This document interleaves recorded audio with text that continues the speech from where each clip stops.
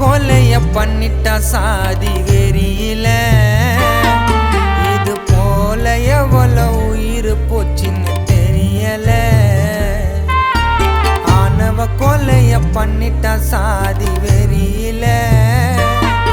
இது போல எவ்வளவு உயிர் போச்சுன்னு தெரியல மனிதனையும் மனிதனை மதிக்கணுங்க சாதி சாக்கடைய அடியோடு அழிக்கணுங்க சாக பிறந்த நமக்கு எதுக்கு வேணும் சாதி கவினுக்கு